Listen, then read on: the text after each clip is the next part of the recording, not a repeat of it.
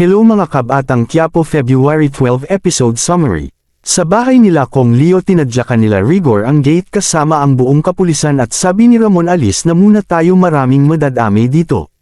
Marami pa naman tayong pagkakataon upang makabawi kay Rigor at nakaakyat na sila Rigor at kapulisan at sinabi ni Merits na hayop ka wala kang awa. Pati burol ni Santino hindi mo pinalagpas sinampal siya ni Merits at tinutukan ng baril ni Rigor si Merits. At sinabi ni Kong Leo na wala ka ebidensya at sinabi nila umalis ka na Rigor at sinabi ng isa na negative sir wala sila tanggol dito. At umalis na sila Rigor at Mendoza pababa kasa ang mga kapulisan sa baba sinabi ng isang pulis na inikat na namin. Sa City Hall naman ay tinawagan ni Roberto ang secretary niya at sinabi sila na ilabas mo na ba lahat ng pera ko sa bangko hindi dapat ma-freeze ang pera ko. At tinignan ni Miguelito ang picture niya na may lungsod ng Maynila Mayor at sinabi ni Miguelito kay Jackie na mamalas ba ako mawawalan na tayo sa pwesto.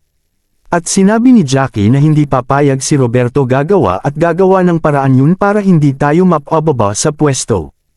At sinabi ni Jackie hindi ka malas ikaw ang dahilan kaya andito ako sa posisyon ko ngayon at hindi ako papayag na magwasak sa mga pinaghirapan ko. At sa bahay ni Kong Leo ay nagpaalam si Mirna na uuwi muna at sinabi ni Tinding sagad sa kahayupan ang ginawa ni Rigor sana sa impyerno siya pumunta. At sa baba naman ay nakita ni Rigor si Mirna na naglalakad ay sinundan niya ito at sa isip niya ay hindi sapat ang hustisya gagawin ko ang lahat para mapaghigantay ko si Santino. At sinundan nga ni Rigor si Mirna hanggang sa bahay at kumatok sa bahay ni Mirna at mga kaibigan niya ito ngunit nakatingin pa rin si Rigor. At sa lumang building nag-usap si Ramon at tanggol nahihirapan ako gusto ko pumunta sa burol ngunit alam ko anumang oras speed dumating si Rigor at ayoko na may ibang madamay. At sinabi ni Ramon na di ko alam kung gaano mo siya kamahal ngunit masakit ang mawalan ng taong mahal sa buhay naramdaman ko yan nung napatay nila si Papa. At sinabi ni Tanggol na sisiguraduhin ko na pag nagkita kami papatayin ko siya ipaghihiganti ko ang pagkamatay ni Santino.